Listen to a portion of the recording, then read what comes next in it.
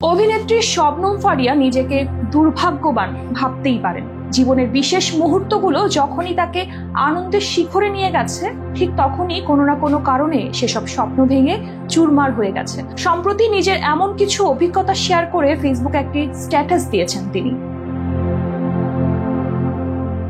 ফারিয়া জানান, তার এক ঘনিষ্ঠ বন্ধুর বিয়ের জন্য কতই না উচ্ছ্বাসিত ছিলেন তিনি।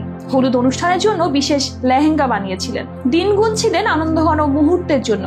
কিন্তু ঠিক আগের রাতেই প্রচন্ড জ্বরে কাবু হয়ে পড়েন। সকালে উঠে দেখেন ফ্লুতে আক্রান্ত হয়ে বিছানা ছেড়ে উঠতেই পারছেন না।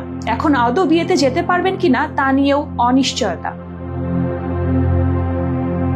এমন ঘটনা তার জীবনে আগেও ঘটেছে। একবার বহু প্রতীক্ষিত এক কনসার্টে যাওয়ার জন্য সব পরিকল্পনা করে রেখেছিলেন।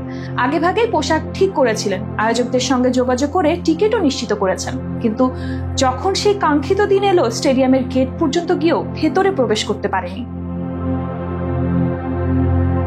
ফারিয়ার ক্যারিয়ারের দিক থেকেও এমন দুর্ভাগ্যের শিকার হতে হয়েছে। একবার আন্তর্জাতিক একটি প্রকল্পে কাজ করার সুযোগ পেয়েছিলেন। এটি ছিল তার প্রথম বিশ্বমঞ্চে কাজের অভিজ্ঞতা। কিন্তু যেদিন কাগজপত্র জমা দেওয়ার কথা, মাত্র 4 দিন আগেই কোভিডের কারণে দূতাবাস বন্ধ হয়ে যায় ফ্লাইটও। ফলে বাতিল হয়ে যায় সেই স্বপ্নের প্রজেক্ট। ব্যক্তি জীবনেও একই পরিণতি। প্রথম সিনেমা দেবী মুক্তির আগেই তার বাবা মারা যান। বহু সংগ্রামের পর ক্যারিয়ার গড়ার স্বপ্ন বাস্তবায়ন করেছিলেন। বাবা মাকে গর্বিত করার অপেক্ষায় ছিলেন। কিন্তু মুক্তির 6-7 মাস আগেই বাবাকে হারান। ফলে তিনি আর কখনোই মেয়ের কাজ দেখতে পেলেন না। প্রেমের ক্ষেত্রেও শবনম ফারিয়ার জীবনে এসেছে চরম হতাশা। একবার গভীর প্রেমে পড়েছিলেন। মনে হয়েছিল জীবনের সব কঠিন মুহূর্ত তাকে ঠিক এই সম্পর্কের দিকেই নিয়ে গেছে। সবকিছুই সুন্দরভাবে চলছিল, কিন্তু হঠাৎ একদিন তার প্রেমিক নিখোঁজ হয়ে গেলেন। আইন শৃঙ্খলা বাহিনী পর্যন্ত কোনো সন্ধান পেলেন না। 1 মাস পর জানতে পারেন সেই মানুষটি যুক্তরাষ্ট্রে আশ্রয়ের আবেদন করেছেন এবং আর কখনোই ফিরে আসবেন না।